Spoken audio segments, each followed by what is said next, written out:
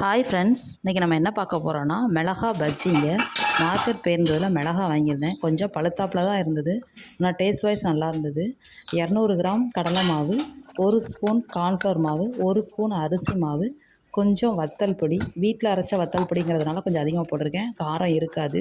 ஏற்கனவே மிளகாவில் காரம் இருக்கிறதுனால எப்போவுமே கம்மியாக சேர்த்துக்கோங்க. நல்லா கலந்துக்கிட்டு ஜீரகமும் பூடும் தட்டி போடணும், அது போடலை. அதுக்கு பதிலாக நான் இன்றைக்கி என்ன போட்டிருக்கேன் அப்படின்னு பார்த்தீங்கன்னா, பெப்பர் தூள் போட்டிருந்தேன். அதாவது பெப்பரும் ஜீரகமும் தனியாக நான் எப்போவுமே தூள் பண்ணி ஆம்லேட்டு இந்த மாதிரி இதுக்கெல்லாம் வச்சுருக்கேன். அது கொஞ்சம் ஒரே 1 ஸ்பூன் போட்டுக்கிட்டேன். நல்லா அப்படியே மாவு வந்து நல்லா மிக்ஸ் பண்ணிக்கோங்க, நல்லா கட்டி தட்டாத அளவுக்கு. மாவை நம்ம கையிலேருந்து எடுத்து விழும்போது அப்படி பொட்டு பொட்டாக முத்து முத்தாக விழணும்னு சொல்லுவாங்கள்ல, அந்த மாதிரி முத்து முத்தாக விழுற மாதிரி வச்சுக்கிடணும். இன்றைக்கி நான் ரேஷன் கடையில் உள்ள பாமாலின் ஆயிலில் தான் போட்டிருந்தேன். பஜ்ஜி வந்து ரொம்ப டேஸ்டியாக இருந்துச்சு. மாவு வந்து அந்த முத்து முத்தாக விழுறது தான் பதங்க. அந்த பதத்தில் மிளகாவை 2 2ஆக கீறிக்கிட்டு வெட்டி போட்டு எடுத்தேன் ஃப்ரெண்ட்ஸ்.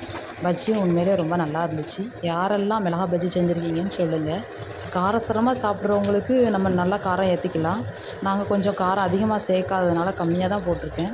ஆனாலும் ஜீரணிக்கணுங்கிறதுக்காக கொஞ்சம் பெப்பர் தூளும் சீரகமும் சேர்த்து போட்டிருந்தேன் ஃப்ரெண்ட்ஸ். பஜ்ஜி ரொம்ப டேஸ்டியாக இருந்தது. பிள்ளைங்க ரொம்ப லைக் பண்ணி சாப்பிட்டாங்க. ஈவினிங் ஸ்நாக்ஸ்க்கு செஞ்சு கொடுத்துருந்தோம்.